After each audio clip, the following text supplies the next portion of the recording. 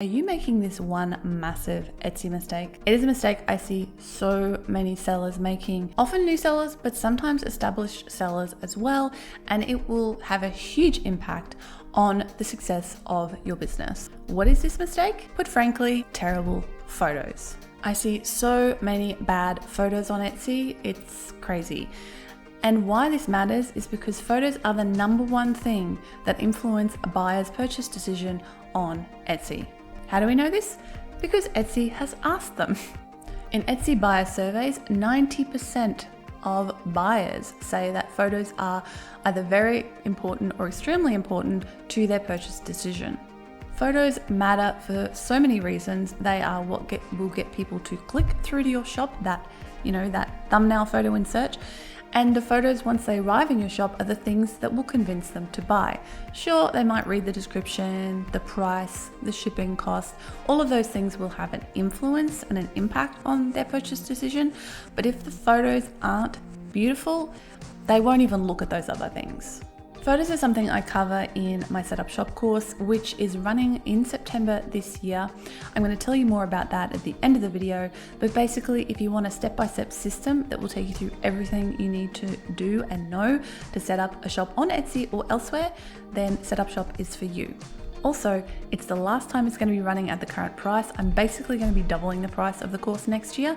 So if you have thought about doing it before, this is the last chance to get it at the current price. So I want to talk about all of the things I see people doing wrong with their photos. So hopefully you can avoid doing these with yours. Okay, so what are the problems that I commonly see with photos on Etsy? Number one is blurry pictures.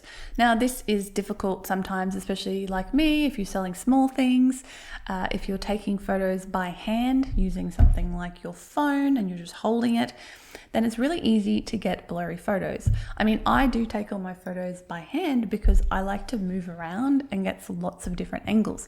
Some people use a light 10 and they get the same angle every single time.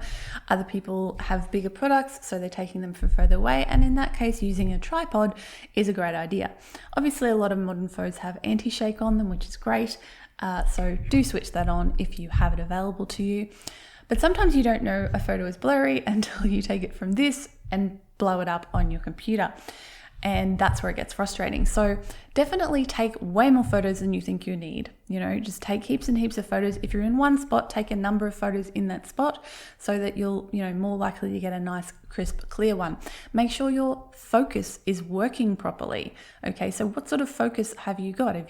Have you manually focused on the item? Is it auto-focusing? If it's auto-focusing, make sure it's focusing on the right thing. Make sure it's not focusing on the background or at the back part of the product rather than the front part of the product. This happens to me sometimes even with such small products. It depends on the depth of field you're using. Now, if all of this sounds like gobbledygook, you're like, what's depth of field? I don't know what you're talking about there. Go check out this video here, which will tell you and help you more with your product photography. Okay, so number one was blurry photos. Number two is using flash or poor lighting. You want to have diffuse, natural looking light, so white light. So right now I've got four, technically including my one on the roof. I've got all these lights at my face and they are natural white light. They're not yellow cast light because that would make me look unnatural. So make sure you are using either white light, daylight bulbs in your lights, or that you are using actual natural daylight to take your photos, because that is what will give you the most true to life colors and look for your photo. And definitely avoid flash because it just looks terrible. It creates harsh shadows, which you want to generally avoid in any case. Even if you are using lighting to take your photos, you want to try to diffuse it so that you are getting that nice light. So taking photos outside, for example, if you're going to do that, you want to do it on an overcast day where you don't have that harsh direct light on your product. And also, of course, poor lighting, so like not enough light, is going to make your products look dark and drab and horrible as well. The next thing is the background. I see so many photos that have a bad background, whether it clashes with the product, whether it distracts from the product, whether it's dirty or like sometimes. This is why using a black background is really difficult because black shows up all the dust. If you haven't cleaned that black background, perfectly. When you take a photo and then blow it up, especially again, if you're selling small things like jewelry, okay, then it's going to show up every single piece of dust and imperfection and look really gross. So you want to make sure that your background is simple, that it's complementary to the product. It doesn't clash with the product in any way. So, if you have a really bright, zany pattern on your product, you want to have a very plain background, and vice versa you can do as well. So if you have a very plain product, you can have a bright and colorful and interesting background, because it's that contrast that makes the product stand out. That is what you're looking for. And pro tip, you do not need a white background. If you've been stressing about having to have a white background for your products, please stop. Especially on Etsy, you'd absolutely 100% do not need a white background to be successful on Etsy. You just need a background that makes your product look awesome. Another thing related to this is styling. Some styling can be great, but I've seen plenty of people who overstyle their photos. They put too many props in. The props distract from the item. They don't go with the item or the branding of your business, whatever it might be. I've made all of these mistakes, let me tell you right now, when I started out, and still there are probably a couple of old photos in my shop that aren't completely up to par, I'll be honest with you, because I have so many products and I've had my shop for so long. There's probably some lurking in there that I could do with updating. It's tempting when you start out to overstyle, because you're wanting to make it all look interesting and stuff, but the product needs to be the star of the show. If you remember nothing else, remember that. You got to make your product the star of the show. So if in doubt, take it out.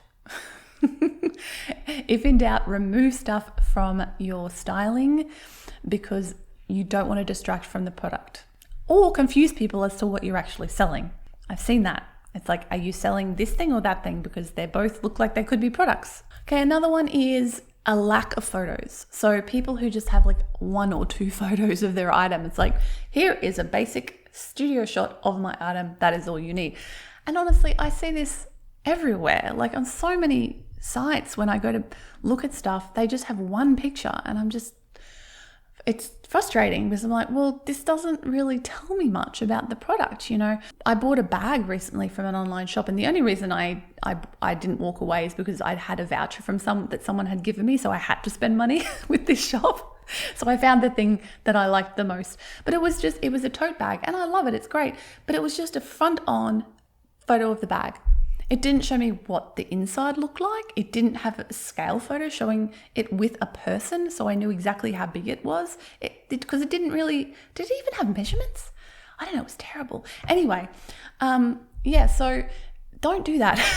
Take photos to, bring your product to life, right? So you need that first plain studio photo, of course, but have a scale photo, have a model shot. In fact, I've got a video here where is the 7 types of product photos you should be taking. So go and watch that one after this, or open in a new tab, whatever, save it for later.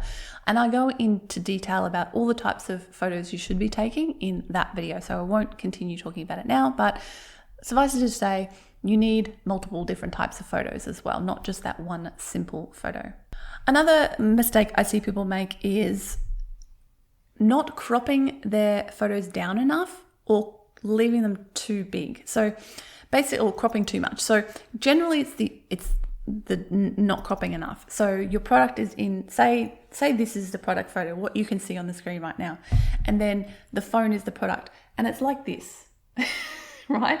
It should be like this. Like, it should be right up in there. It should be filling up the screen as much as possible, being as large. The product should be as large in the frame of the picture as possible, especially for that initial photo, the one that is your thumbnail. Why? Because when someone is shopping on this tiny little device, they're going to see like this big of a thumbnail. They're going to see a very small picture. So your product needs to be as big as possible to look good and capture their attention. So don't make that mistake. Like, if you're taking photos and your product ends up being small in the photo, just crop it. Crop it so that your image is bigger. Your product is bigger in the photo, and that is a great step you can take. And look, if it's your first photo on Etsy, they have a tool literally in the listing maker where you can crop that picture right then and there. So there's no excuses for not having that initial thumbnail photo cropped nice and tight. All right, the final mistake I'm going to cover today is when your photo just doesn't pop, it's just flat, it's kind of dull, it's kind of boring. Oh, actually I lied, there's another one. I'm gonna give you one more after this, okay? So if it's not popping, you need to edit it. I mean, you need to edit it, full stop, okay? So if you are just taking photos and then dumping them straight in your shop, you're missing a trick. You should be editing your photos, okay? You don't want to go too far, right? You don't want to edit them so far that they look unnatural, but you want to edit them to make them look the best version of themselves, okay? That's what you're going for. So I've actually got another video here about how to use Canva for free, the free Canva to easily edit your product photos. And I go through all the steps that I take to edit my photos. You don't need expensive software. On your phone, you can use Lightroom or Snapseed. On your computer, you can use Canva, or even the Google photo editor is fine. Like, just to do a basic edit to, increase the clarity, increase the brightness and things like that. But always edit your photos to make them look their absolute best, but don't go so far that it starts looking unnatural. Oh, and that final tip, watch your white balance. What's your white balance? I was talking earlier about making sure that you're using natural white daylight with your products. Even if you're doing that, sometimes because of the settings on your camera or whatever, the white balance, in other words, the true white in your photo will be wrong. Okay, this is especially vital if you're using white backgrounds because you want them to be true white. I see a lot of shops with white backgrounds where some of them are slightly gray, some of them are slightly red, and that is a problem with white balance.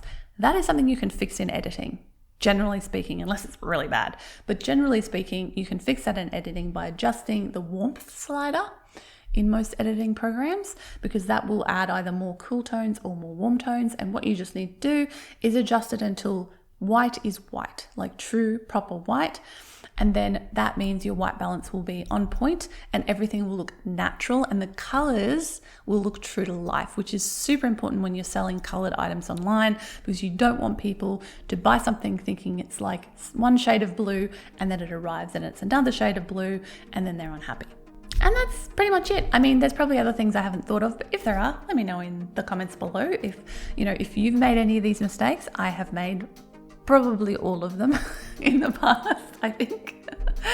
If any of these were aha moments for you, if there's some editing you need to do to your photos or some re-photo taking you need to do to your photos, give me a thumbs up if you enjoyed this one. And don't forget to subscribe so you don't miss my future videos on how to have a thriving and profitable handmade business and a happy and productive work from home lifestyle. Now, as I said, Set Up Shop, my flagship 30-day course for makers who want to set up a shop online, whether it's Etsy or elsewhere, is happening very soon. I'm going to leave a link below to find out more about it, where you can enter your email if you want to sign up and be notified when the course opens. Currently, the course is less than $100, but next year, because it's been that price for literally 10 years, next year will be the 10th anniversary of me starting this course. Obviously, I update it all the time. Don't worry, it's not the same course as it was 10 years ago. Although, to be fair, you'd be surprised how much stuff really hasn't changed in that time. Anyway, I digress. I'm going to be basically doubling the price next year because, cost of inflation, blah, blah, blah. It's time for the price to go up. So it's still going to be affordable, but nowhere near as affordable as it is right now. So I do offer lifetime access to the course. So I run it twice a year. I run it live twice a year, and if you have signed up, you can join us again in the future every single time or any time I run it again live. So basically it's a win-win. You sign up now, you can take it anytime in the future. So even if now's not a great time, now is a great time because you're going to get it for that cheaper price. So if you want to set up a stellar handmade shop online, whether you're a complete newbie or whether you have a shop and you're like, I really need to revamp this shop because it is just not doing what I want it to be doing, then come and join me for Set Up Shop. As I said, I'll put a link in the description below to tell you more about that. Now, would you like to watch something else about how to take good photos for your Etsy shop? Here's a video for you. Go check that one out. I hope it helps. I hope this one helped. Thanks so much for watching, and I'll be back again soon with another video. Bye for now.